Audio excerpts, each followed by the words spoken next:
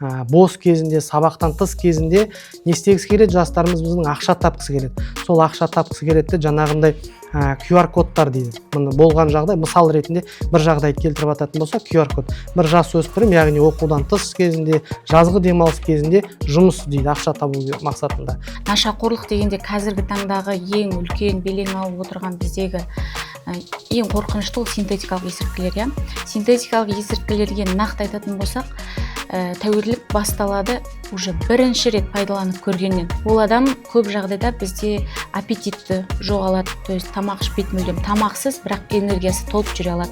Ұйықтамауы мүмкін, бірақ энергиясы әрдайым толып болып жүреді. Бір реттік кайф синтетикалық, ол үлкен қауіпті өмір. Яғни ол мақсатына да жетемін, арманына жете алмайды. Яғни өзінің қажеттілігін де өте алмайды. Яғни мақсаты мен арманына балта шабады десе де болады.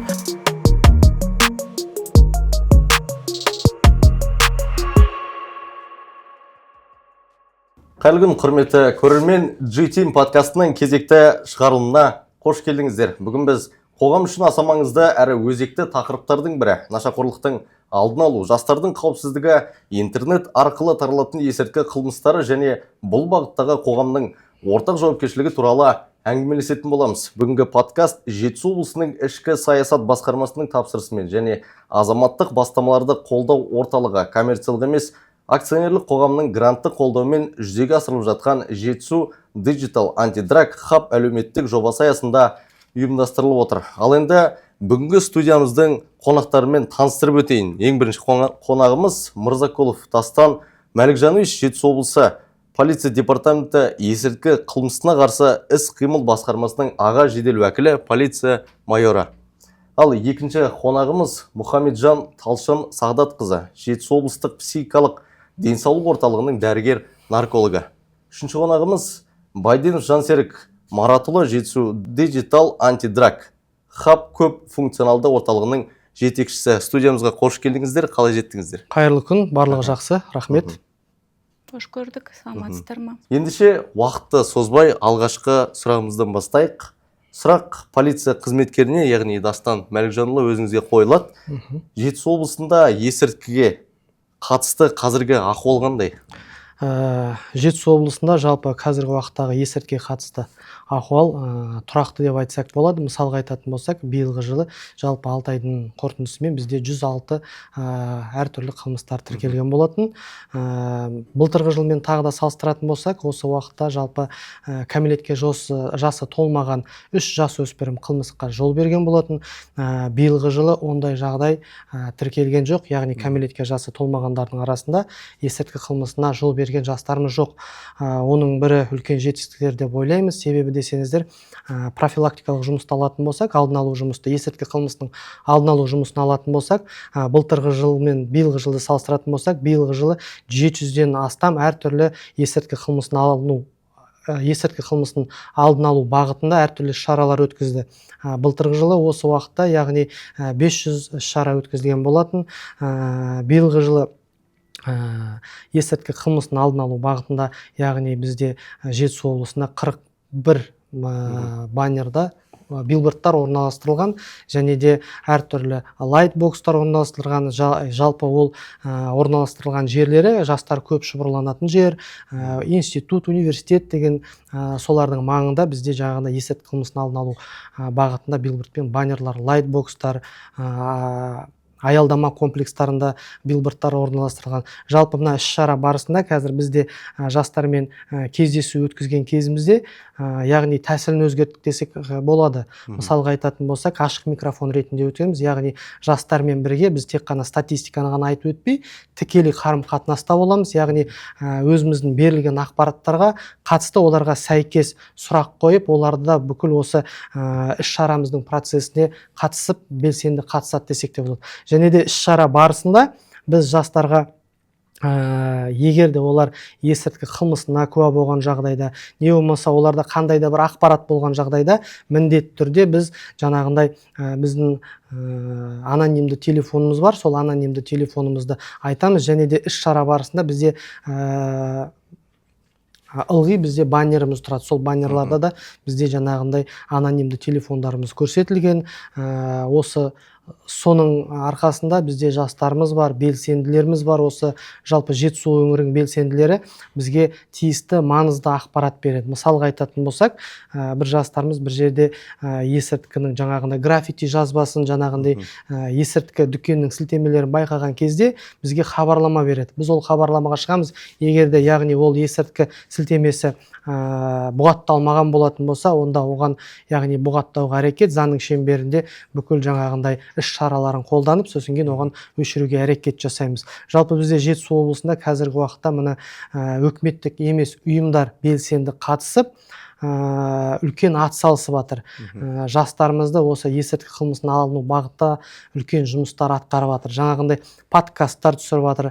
Жалпы Жетісу облысында биылғы жылдың өзінде қазіргі уақытта 5 есірткі қылмысының алдын алу мақсатында бейне роликтер түсірілген. Яғни ол интернет желісінде жастар көп жаңағындай көретін материалдардың арасында ол ылғи көрсетіледі. Және де кинотеатрымызда да бізде қазір есірткі қылмысын алдын алу мақсатында, яғни аудиториясына байланысты осы есірткі қылмысын алдын алу бағытындағы видеороликтер, бейнероликтер көрсетілуде.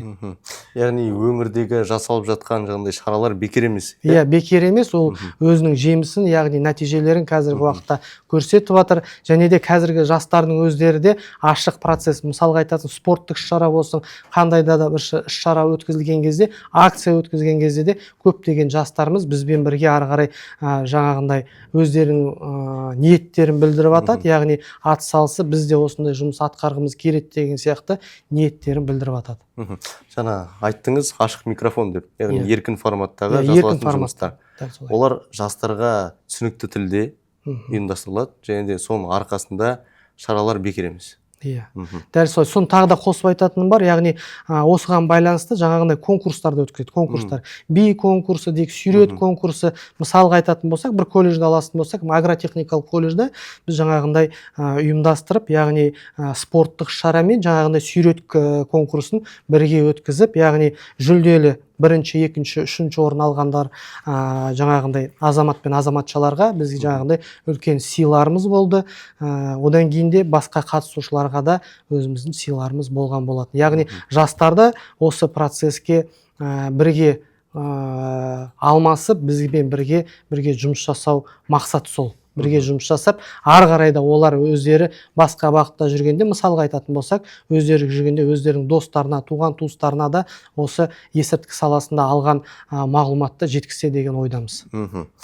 Келесі сұрақ, есірткіні сақтау, сатып алу және де тарату үшін қандай жауапкершілік көзделген? Жалпы қылмыстық кодекс, Қазақстан Республикасының қылмыстық кодексінің 296 бабына сәйкес есірткі затын сақтаған жағдайда сату мақсатысыз бұл жерде 3 жылдан 7 жылға дейін бас бостандық айыру қарастырылған. Яғни айтатын болсақ, сақтайды, өзінің қолданушысын ғана сақтаған кезде, өзімен алып жүрген кезде, тасымалдаған кезде 3 жылдан 7 жылға дейін бас бостандық айыру қарастырылған. Ал егер де тасымалдап жаңағындай сату дейді ғой, қазіргі уақытта закладчик дейді, бет белгі қалдырушы дейді.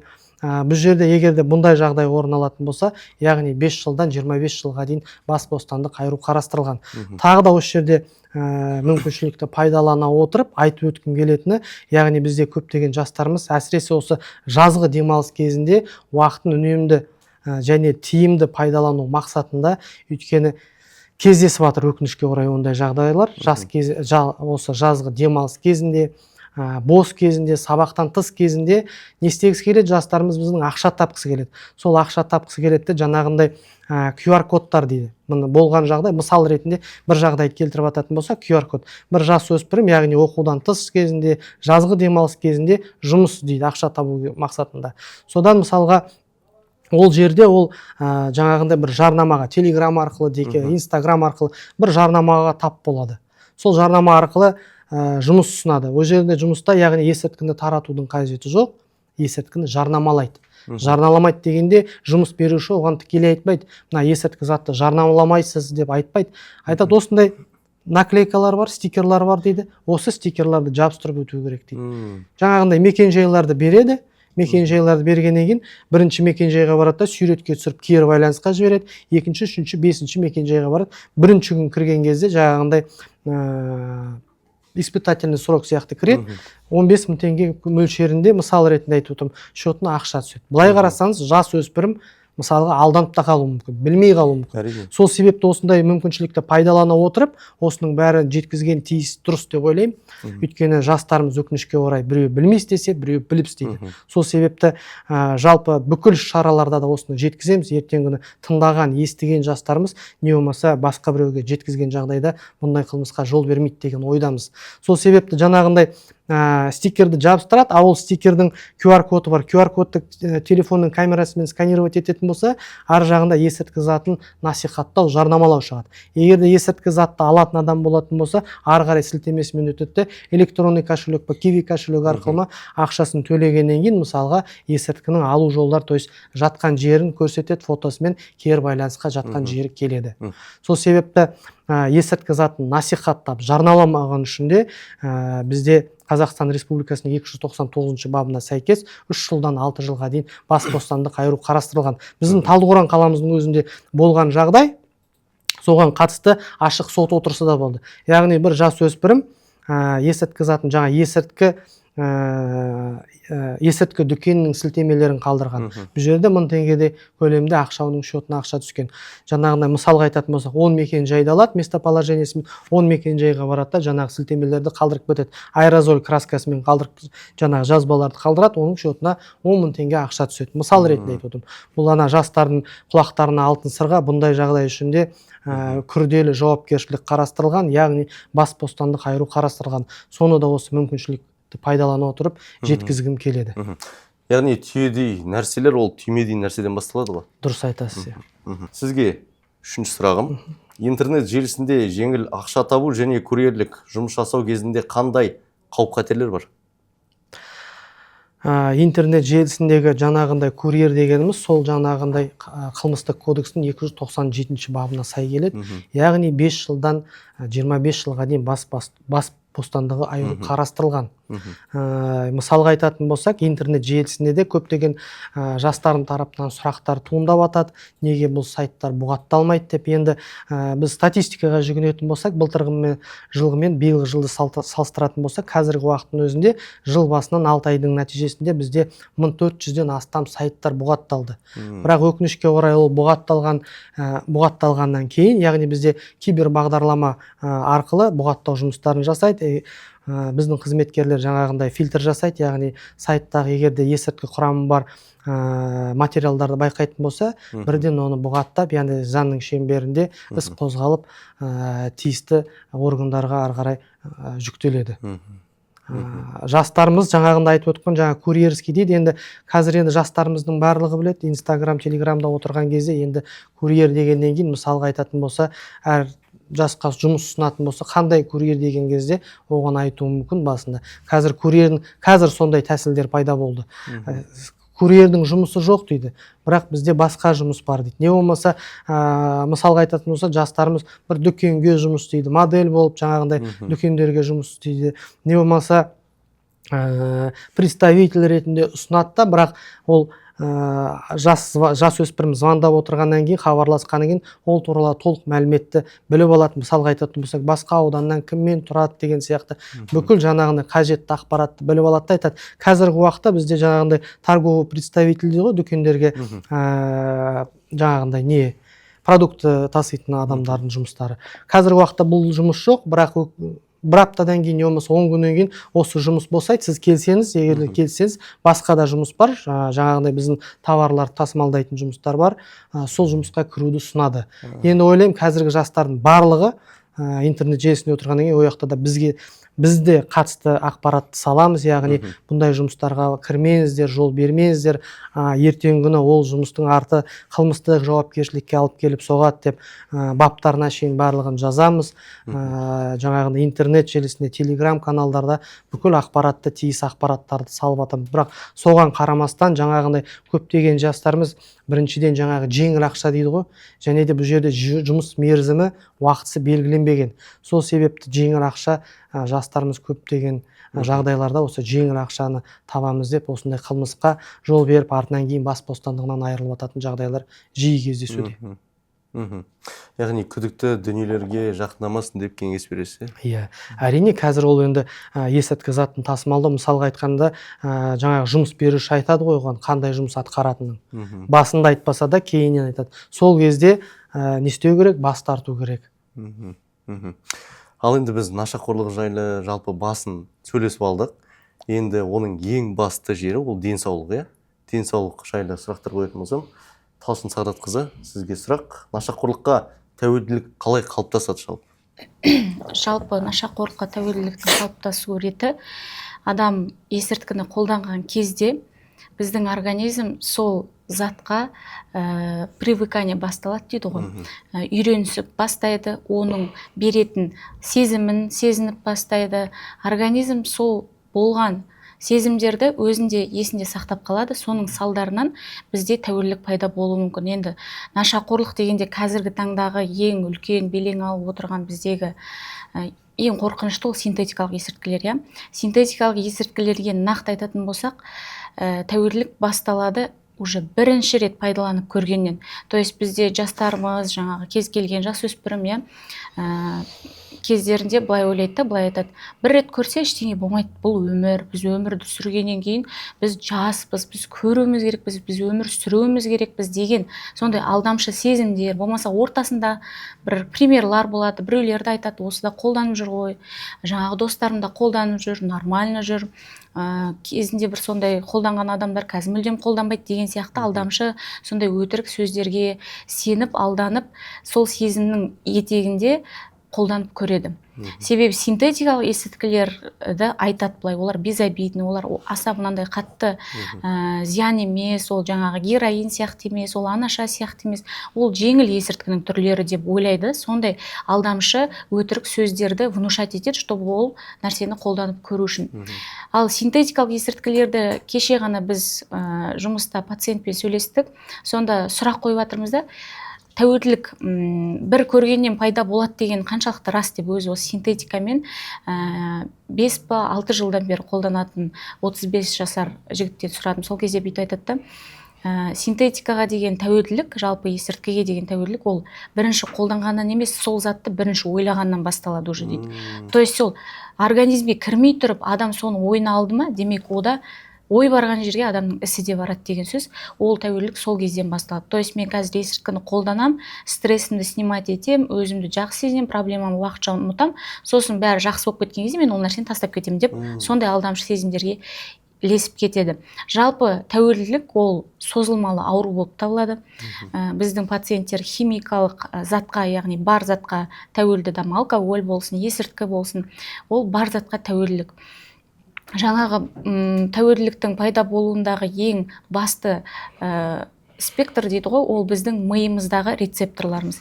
Нейромедиаторная система деген бар, ол жерде бізде дофамин, серотонин, норадреналин сияқты біздің көңіл күйімізге, өмірге деген құлшынысымызға, жалпы өзімізді жақсы, бақытты сезінуімізге әсер ететін гормондарымыз. Ол гормондар табиғи түрде бізде қай кезде бөлінеді, жаңағы бір мүмкін жұмыста премия түскенде, стипендия түскенде, бір армандап жүрген соңғы модельдегі айфонымызды алған кезде, иә, жасөспірімдер үшін бұл сондай үлкен қуаныш, бақыт сезімін алып келуі мүмкін. Ол табиғи түрде просто өзінің деңгейі мысалы 10-ға дейін болатын болса, ол 10% деңгейде ол сол нәрсені сезіну керек, қуану керек, норма жағдайда. Ал есірткі не істейді? Ол сырттан жаңағы просто сезімді біз ояту арқылы қуанатын болсақ, айфон алған кезде, ал есірткі қолданған кезде ол іштен сол біздің рецепторларымызға, дофаминімізге, жаңағы серотонинімізге қатты өзінің стимулировать етеді дейді, белсендіреді дағы әсерін тигізгеннен кейін адам жаңа 10%-тен жоғары 100%-ге дейінгі сезімге эйфория, кайф сезімі дейді ғой. Наркомандар, жаңағы нашақорлардың тілімен айтқан кезде кайф сезімін бірден алады екен. То есть біздің миымыздың табиғи өзі жаратылысындағы ең басты қызметі бізді қорғау. Стресстен, сыртқы факторлардан, жаман нәрселерден, жаман ойлардан ол аулақ болғысы келеді, өзін қинағысы келмейді, оған бәрі оңай болу керек. Біз мысалы кітап оқитын болсақ, 1 сағат спокойно тыныш отырып біз бір кітапты оқып бере алмаймыз. Біздің ұйқымыз келеді, шаршап кетеміз, жалығып кетеміз, бізге қызық емес. Спортпен де дәл солай. Біз 1 сағат спортпен күнде айналысамыз дейміз, бірақ бір күн айналысамыз, өзімізді қинаймыз, екінші күн. Ол біздің миымыз үшін өте қиын процесс те, оңай емес. Бірақ оның нәтижесі кейін уақыт өткеннен кейін жақсы нәтижелерге алып келуі мүмкін да. Ал біздің миымыз қазіргі моментте өзін жақсы сезінгісі келеді. Ол жаңағы долгосрочный бір жақсы нәтижелерді күткісі келмейді, оған қазір бәрі жақсы болу керек. Сол үшін де ал есірткіні бір қолданған кезде адам моментально сондай эйфория сезімін алғаннан кейін миға ол ұнайды. Біздің бейсанамыз, түп санамыз, жаңағы санамыз бар ғой. Бұл жерде санамыз түсінеді, есірткі дұрыс емес. Бәрі біледі, қазір білмеймін деп өтірік көбінесе айтады, бірақ на самом деле бұл информациялар қазір интернет арқылы да былай да айтылып жатыр, үйде де ата-аналар да айтады. Түсінеді, дұрыс емес екен. Бірақ подсознание ол нәрсенің берген ләззатын ғана біледі дағыны. Подсознание қатты нәрсені қалаған кезде уже адамның санасы іске қосылмайды. Себебі ол ойлайды, жарайды, бір-ақ рет қолданып көре салайыншы, ертең точно қоям. Ертең вот қолданбаймын деген сияқты өзіне неше түрлі бірнеше көп уәделер береді. Сылтаулар береді. Иә, сылтаулар, ертең қоям, мен қазір өмірім қиын болып тұр ғой. То есть қолданам деген адамға міндетті түрде сылтау табылады. Яғни жаңа өзіңіз айтып отқандай ләззат сезімін есте алып қалып, яғни ағза соны сұрап қалап тұрады. Соны сұрап қалап тұрады. Себебі ол синтетика, ол химия ғой, ол біздің именно сол рецепторларымызға әсер еткендіктен ол кәдімгідей әсер етті да, прямой бар. Ол сыртқы нәрседен біз мысалы iPhone алған сияқты бізге ештеңе әсер еткен жоқ ішкі жағымыздан, иә. Сыртқы жағымыздан біз ол нәрсеге қуандық. Сол кезде ана өзі бөліну керек та, қуаныш гормоны. Ал жаңағы есірткі бараттағын специально сол нәрсеге барып тікелей әсерін тигізеді. Ағзаны улап жібереді. Ағзаны улайды. Бір психикалық тәуелділік бір қолданғаннан пайда болады. Адам денесі ауырмауы мүмкін, ломка дейді ғой, абстиненция болмауы мүмкін. Нормально, барлығы жақсы, денсаулығым зыңдай, мен ертең қойып кетсем, қайтадан қалыпқа келіп аламын деп ойлайды. Бірақ психика, вот мен қоя алмаймын әлі, потом қоям, менің ерік жігерім жетеді деген сияқты өзін-өзі алдайды да. То есть психическая зависимость деген сол. Адам өзі түсінбейді тәуелді екен. Мен қоя аламын, просто қойғым келмейді дейді. Мен білем қашан қою керек екен. Міне жағдайым реттелсін, жұмысым реттелсін, анау болсын, мынау болсын, сосын қоям деген сияқты сылтауларды айтып жүре береді. Ал нашақорлыққа тәуелділікті қалай анықтау болады жалпы? Жалпы қазіргі таңда енді бұрынғы героиновый есірткі қолданатын пациенттерді біз көрген кезде біздің көз алдымызда, когда мы представляем, вот нашақор адам қандай адам. Жаңағы сыртта жүрген, өзіне өзі қарамайтын, шаш өсіп кеткен, былай әйтеуір азып, тозып жүрген адамды елестетеміз. Бірақ қазір нашақор адамдар кәдімгідей өзіміз сияқты ешқандай разница жоқ, сырт келбеті өте ухоженный, өзіне қарап қалған, сөйлеген сөзі де дұрыс болуы мүмкін. Бірден оны анықтау көп жағдайларда мүмкін бола бермейді. Бірақ ең басты мән беретін нәрселер объективно, то есть сырт бейнесіне мән беру керек, және де мінез құлқына, іс-әрекет қимылына, қылықтарына мән беру керек. То есть сыртқы келбетіне болатын болса, бізде көзінің қарашығы кейде үлкен, кейде керісінше кішірейген болуы мүмкін, көзі былай ойнап тұрған сияқты, бір өзі еш нәрсе қолданбаған адамның көзі мен қолданған адамның көзі бірден байқалады негізі. Даже ешқандай маман болмаса да ол нәрсені байқап сезуге болады. Сонымен қоса мұрынмен егер иіскейтін болса, қазіргі таңда синтетикалық есірткілердің мұрынмен иіскейтін жолдары бар ғой. Сол арқылы болса, онда мұрнын әрдайым тартқылап, жаңағыдай каплилар сеуіп, сөйтіп жүруі мүмкін. Болмаса жаңағы кожасында әртүрлі қызарған сияқты, көзінің қарашығы, ақ жері жаңағы қызарған әртүрлі сондай белгілер болуы мүмкін сырт көзге. Және сонымен қатар қолында әртүрлі күмәнді заттар, таблеткалар, қазіргі синтетикалық есірткілер шприц қана емес, ол жерде таблеткалар болуы мүмкін, капли болуы мүмкін, порошок сияқты болуы мүмкін, кристаллики, тұз әртүрлі формада болады. Қолдану тәсілдері де әртүрлі болуы мүмкін. Сол үшін де міндетті түрде ондай бір подозрительный, өзінде подозрительный ұстайтын болса, сол нәрселерге мән беру керек. Және де егер мінез құлқына келетін болсақ, ол адам көп жағдайда бізде аппетитті жоғалады, то есть тамақ ішпейді мүлдем, тамақсыз, бірақ энергиясы толып жүре алады. Ұйықтамауы мүмкін, бірақ энергиясы әрдайым толық болып жүреді. Көп сөйлейді, мысалы, көп сөйлемейтін, аса мынандай адамдар болады. Былай сау кезінде мүлдем сөйлей алмады. Бүгін маған бір пациент келді, айтады да, өзі состояние опьянения наркотического келіп отыр, айтады маған. Мен қазір айтып тастамасам, мен ертең трезвый кезімде ешкіммен сөйлесе алмаймын, мен бұны айта алмаймын дейді. То есть олар тек сол нәрсенің әсерімен ғана сөйлесе алатындай, сол нәрсенің әсерімен ғана өздерін жақсы мықты сезіне алатындай болады. То есть олардың ощущениесі былай да, мен мықтымын, жаңағы өлең шығарған бірдеңелерін маған оқып беріп жатыр, осындай мен шабытым келсе шығарам. То есть кішкене психикасында өзгеріс болғандықтан ол былай айтады: мен жақсымын, мен мықтымын, мен өзімді тек осы затты қолдану арқылы ғана мықты сезіне аламын деп сондай ойға шейін кезекте. Сол үшін де әрдайым сол нәрсені қолданған кезде оның поведениясында міндетті түрде өзгерістер болады. Сөйлеген сөзінде бір көп сөйлеп кетеді, болмаса бір вроде айбат нақты саналы әңгіме айтып тұрған сияқты, бірақ бір кезде басқаша сөйлеуі мүмкін. Немесе мүлдем көп ұйықтай беруі мүмкін. Керісінше жаңағындай ашуланшақ, агрессивный, еш нәрсе сөз көтере алмайтындай моменттерге дейін түсіп кетуі мүмкін. Әртүрлі поведениясын обычно біз білетін адам, танитын адамның ондай поведениясы болмаған. Егер сондай өзгерістер байқайтын болсақ, міндетті түрде дабыл қағып, бізде Қаблиса жау 87 адрес бойынша Талдықорған қаласында облыстық психикалық денсаулық сақтау орталығы орналасқан. Ол жерде бізде экспертиза, медициналық куәландыру кабинеті 24/7 жаңағы наркотест арқылы организмде есірткінің бар жоғын анықтауға болады. Қазіргі таңда енді медицина дамыған, технология дамып жатыр. Синтетикалық есірткілерді де, бұрынғы героиновый, анаша, марихуана сияқты тіпті қазір аптекадан да қолданылатын есірткілерді анықтайды, көрсетеді. Және егер ондай мүмкіндік болмайтын болса, бізде қазіргі таңда наркотесті аптекадан да әр адам өзі барып сатып алып, үйде домашних условиях пайдаланып көруіне болады. Бұл енді күмәнді ары қарай күмәнданып қойып жүре бермей, бірінші шаг осы деп ойлаймын да, анықтап көру, адамның өзімен сөйлесіп көру деген сияқты. Нашақорлыққа тәуелді болған адамға емдеу шараларын қалай жүргізген дұрыс? Бұл жерде ең бірінші уақыттарда. Қазіргі таңда ең бірінші сатысында, егер туыстары, баяғы мен айтарым, туыстары енді көмектескісі келеді, қолдағысы келеді, осы проблемадан алып шыққысы келеді, туыстарын енді жақсы ниетпен жасағылар келеді ғой. Бірақ туыстарына айтарым, ата-анасы болсын, жанындағы жақын достары болсын, көмектесу керек, жолын көрсету керек, айту керек, ақыл кеңес айту керек, бірақ құтқару керек емес. То есть ол адамды, бұл жаңағы бізде мынандай ситуация болды, сондай нәрсе қолданып кетті, біз содан кейін оған үйін алып бердік, жұмысына тұрғызып бердік, машинасын алып бердік, кредитін жауып бердік. Сен тек қана соны қолданбасаң болды, міне саған өмір, күшті өмір саған деп туыстары сондай жағдайын жасап берген. Бірақ ол кісі ол нәрседен қойған жоқ. Ол дегеніміз спасать ету дейді, құтқару. Ол проблемасын бәрін шешіп бере салып, мә саған деп қайтадан қолына бүткіл байлықты бере салу, ол дұрыс емес. Ол адамға көмектесу керек, өзі сол жаңа мен емделем, мен бұл нәрседен құтылғым келеді, мен шаршадым деген сөзді айтқан кезде, көмек сұраған кезде көмектесу керек. Көмек сұрамайды көбінесе біздің пациенттер, ол емделгісі келмейді ғой, не істейміз дейді. Сол нәрсеге мотивировать ету керек, пациентке айту керек, түсіндіру керек, жеткізу керек. Адам өзі келмесе, емделуге деген ниеті өзі пайда болмаса, ешкім ол адамды қинап емдей алмайды.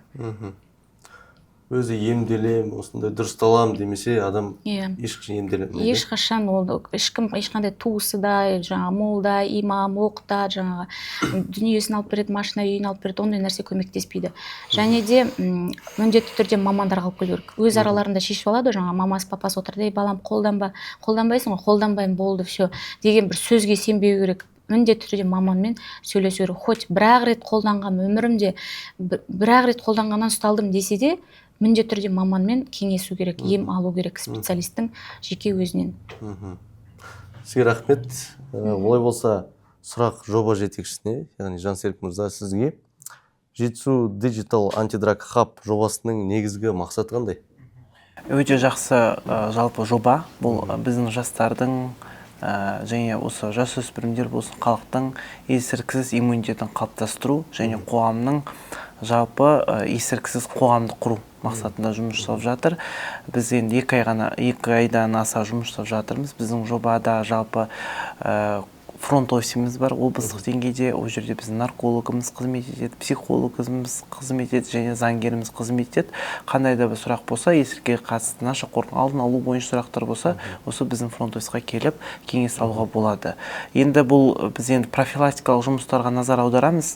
Яғни жастардың осы есірткісіз өмір сүруіне және басқа шешім қабылдауға психологиялық бағытында, яғни сана сезім дейді ғой, яғни осындай деңгейге енді қазір біз жоба кезінде әртүрлі наркоманмен де, наркодилермен де, басқа да жастармен де кеңесіп жатырмыз, сөйлесіп жатырмыз, неліктен олар пайдаты кейстер талдап жатырмыз. Сонда жалпы нашақорлықты болдырмау мақсатында жұмыстарды атқарып жатырмыз. Спорттық шараларында міне Дастан Мәлежанович айтқандай әртүрлі мынандай әлеуметтік подкасттарда түсіріп жатырмыз, видеороликтерді жасап жатырмыз, әртүрлі кездесуді жүріп жатырмыз. Яғни жастардың бос уақытын дұрыс тиімді ұйымдастыру және саналы тұрғыда сана сезім қалыптастыру. Яғни оның мақсаты мен арманына ықпал ету. Әрине өмір болғандықтан, оның жас болғандықтан ол амбициясы болады, оның мақсаты болады, оның арманы болады, басқа да нәрселер болады, қызықшылығы болады деген сияқты. Яғни бір реттік кайфтан ол өмір бақи құртылуы немесе Құдай сақтасын, заңмен қудалануы мүмкін,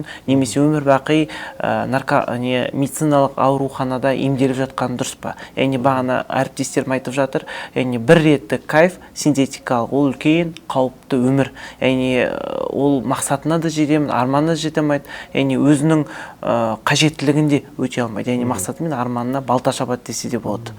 Және де сол жағынан да қолдап жатыр. Бізде екінші неміз бар, антидраг хаб волонтерлік жүйесі құрып жатырмыз. Яғни біз құзырлы органдарға арнайы волонтерлік жүйесін қалыптастырып жатырмыз. Яғни аудандарда, қалаларда біздің волонтерлеріміз болса, пул құрып жатырмыз волонтерлік. Яғни осындай нашақорлық алдын алу шараларына көмектеседі, граффитиді көмектеседі, QR-кодтарды анықтау бойынша көмектеседі, әртүрлі профилактикалық жұмыстарға осындай волонтерлік жүйесі қалыптасады да, біз оларды осындай шараларды қатыстырамыз. Сол шара қатыстырғаннан кейін ол кісілерге де мотивация болсын деп әртүрлі халықаралық деңгейде, республикалық деңгейде волонтерлік, өзіңіз білесіз, қазір биылғы жылда халықаралық деңгейде волонтерлік жылы. Яғни волонтерлерді шетелдік ұсыныс хаттары негізінде шетелдік әртүрлі оқу орындарға түсіруге қолдау көрсетеміз.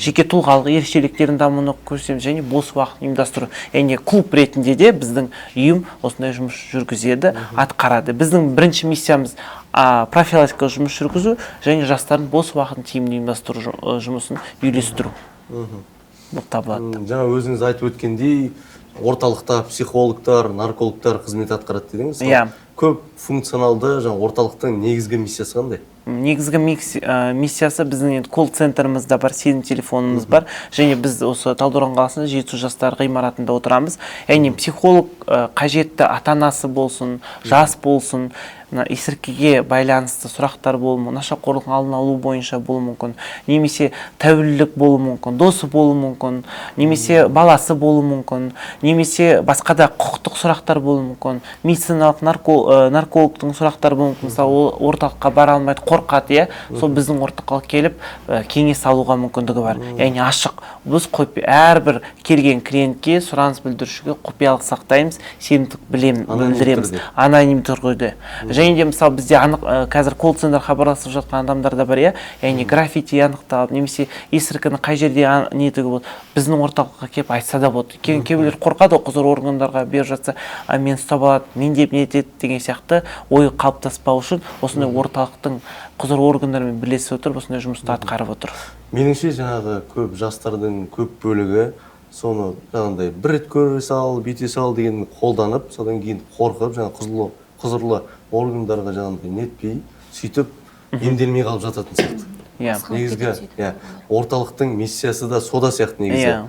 Жаңа анонимді түрде қолдау көрсетіп, қолдап қоштап, соны емдеуге тырысу, емдеуге бағыттау, біздікі сүйемелдеу, бағыттау және профилактикалық жұмысын жүргізу. Яғни болдырмау шараларына көп бағыт жұмыс жүргізіледі. Болдырмау, өйткені бізде ары қарай ушықтырмау, болдырмау мақсатында. Өңірде есірткісіз қоғам қалыптастыру бағытында қандай шаралар жүргізілді? Енді өте қазіргі таңда бағана айтып кеткендей профилактикалық жұмыстар жазып жатыр. Яғни біз жоспарда да әртүрлі қазіргі таңда лагерлерді, демалыс орындарына барып жатырмыз. Әртүрлі бүкіл аудандарда, осы Жетісу облысының ауданы қалаларында да жастармен де, тұрғындармен де кесіп жатырмыз. Түнгі рейдтерінде ұйымдастырып жатырмыз. Қазіргі таңда бізде мына яғни QR-код арқылы, яғни Талдықорған қаласының болсын, басқа аудан орталықтарында QR-код ілеміз. Сол QR-код арқылы адамдар материалдар QR арқылы кіріп, сілтеме арқылы кіріп, өздерін қандай жаднамалар жаднамалары бар, психологтың жаднамалары, наркологтың жаднамасы, заңгердің жаднамасы, біздің сенім телефоны және әртүрлі профилактикалық байланысты материалдар бар. Яғни QR-код арқылы көруге болады. Және бізге келесі аптадан аудандарда бұйырса көшпелі акциялар ұйымдастырамыз. Яғни дворларда, яғни нашақорлыққа жол жоқ тақырыбында, есірткісіз қоғам тақырыбында болдырмау шараларын, жеңіл ақша табу, бағана Дастан Әлжанов айтқанда, яғни көп жастарымыз интернет желісінде жеңіл ақшаға нетіп жатыр, енді склонность болып жатыр. Немесе курьерлік доставка жүріп жатыр. Қазір Талдықорған қаласына белең алып кетті, курьерлік доставка. Бірақ солған нашақорлыққа болмау үшін әрбір адамға айтып жатырмыз, оған жоламаңдар. Доставка қарасанда не доставка шығарған өзіңіз көріңіз. Бөтен QR-кодтарды ашпаңыздар. Түсінбейтін QR-кодтарға сілтемелер кірмеңіздер. Бұл жатса сонда сілтем бізге скрин жіберіңіздер. Біздің орталыққа немесе құзыр орталыққа хабарлассаңыздар болады. Өйткені біз құзыр органдармен білесіп сол QR-кодтарды сілтемелерді жою мақсатында жұмыс жүргіземіз ғой. Негізге былай қазір әлеуметтік желілерді қарап отырсақ, подставалар көп. Иә. Жаңағындай такси арқылы, жеткізу қызметі арқылы бүйтіп жібереді. Содан кейін сол кісіні подстава жасап жібереді. Ондай жағдайларда орын алып жатыр, өкінішке орай. Соған байланысты біз әлеуметтік роликтерді түсіргенбіз. Осы Талдықорған қаласын өзін алатын болсақ, әлеуметтік ролик түсірдік. Яғни мысалға айтатын болсақ, Алматыға бағыт алатын Жалайыр даңғылында жаңағы таксистер тұратын жерден, яғни біз барып, яғни біздің актер барады да жаңағындай ұсыныс жасайды таксистерге. Мынаны Алматы қаласына жеткізіп бересіз, осындай ақша деп. Бұл жерде жаңағындай біздің адамдардың көз қарасын білу, және де сол моментте солармен, егерде олар мысалға жарайды алып кетем деген уақытта сөйтіп ақшасына келісіп алып кетуге келісетін болса, онда біз осы жерде сол процестің бәрін жаңағындай видеоға түсіріп, кейіннен оның бәрін жаңағындай Инстаграм желісінде әлі де көрсетілуде. Яғни сондай есірткі жолын кесу мақсатында сондай әлеуметтік роликтер түсіреміз. Егерде адам көргеннен, мысалға айтатын болсақ, барлығымыз қазір бос уақытымыз қай жерде өткіземіз? Интернетте, телефонда өткіземіз. Яғни сол жерде тиісті ақпарат береді. Егерде сіз осындай таксист ретінде бір затты қабылдап, мысалға Алматы қаласынан Талдықорған қаласына тасымалдап алып келетін болсаңыз, яғни сізге қатысты да жауапкершілік қарастырылған. Неліктен? Өйткені сіз алатын затыңызды сол жерден түгенде біліп алуыңыз керексіз. Егер де ол жаңағындай скотчқа, изолентаға оралған, жабылған зат, сіз ішін көре алмайтын зат болатын болса, не істеу керек? Онда міндетті түрде бұл затты тасымалдауға бас тарту керек. Не болмаса осындай сенім телефоны бар, осындай маркалы автокөлік келді, не осындай азамат келді, мұны сенім телефоны өзіңіз құзырлы органға, яғни полицияға барып хабарлай алмайтындай болатын болса, не істеу керек? Онда сол жерге аноним телефонға хабарлама беру керек. Ал өзіңізді қылмыстық жауапкершіліктен сақтау үшін бұндай жағдайдан аулақ болу керек деп, соған қатысты жалпы бір емес бірнеше әлеуметтік роликтер түсірілген. Осы Талдықорған қаламыздың өзінде, Жетісу облысының төңірегінде де осындай әлеуметтік роликтер әртүрлі салада. Жаңа граффитиге де байланысты әлеуметтік ролик түсірдік. Оны мысал айтып тұрсақ, Самал микрорайонында кешкі уақытта адамдар жұмыстан қайтып баратқан уақытта біздің жасөспірім, яғни актер барады да жаңағындай стенаға алады да жаңағындай есірткінің сілтемесін қалдырып атқандағындай жаңағындай аэрозольмен краскамен жаңағындай соны сырлай бастайды. Сырлай бастағаннан кейін өтіп бара жатқан адамның реакциясын көру мақсатында, яғни бір адамдар бірден барып, үлкен кісі барып жаңа ұстап алады. Ей бала, мынау не істеп жатсың? Мынау дұрыс емес қой деген сияқты. Тағы да бір жасөспіріміз барып жаңағындай істеп жатқан кезде барып сразу ұстап алып, мынау сен не істеп жатсың? Мынау жастарға деген қандай өнеге көрсетіп жатсың, қанша жастарымыз уланып жатыр деген сияқты. Яғни біздің Талдықорған қаласының тұрғындары өзі белсенділік танытып, жаңағындай іс-әрекет жасап жатыр. Сөйтіп жаңағындай белсенділік танытқан, іс-әрекет танытқан азаматтарға біздің арнайы жаңағындай сыйлықтарымыз болды, Airpods деген сияқты әртүрлі сыйлықтарымыз болып, сол сыйлықтарымызды табыстаған болатынбыз. Сосын кейін жалпы біздің Талдықорған, жалпы Жетісу облысы, жалпы тұрғындарды осындай егерде сондай куәгер болғанда бейхабар кете бермей, яғни не істеу керек? Өзіңіз барып ұстап алмасаңыз да жаңағындай бейне таспаға түсіріп алып па, не болмаса полицияға, не болмаса сенім телефонына хабарлауды сұраймыз деген ақпаратта берілген болады. Ал ендеше құрметті көрермен, бүгінгі подкастымыз осымен өз мәресіне жетті. Танымды ақпараттар, жүйелі және де сүбелі сұхбат болды. болды. Қонақтарымызға уақыт бөліп пайдалы ақпаратпен бөліскендері үшін алғысымызды білдіреміз. Сіздермен бірге болған G-Team подкасты келесі кездескенше аман сау болыңыздар.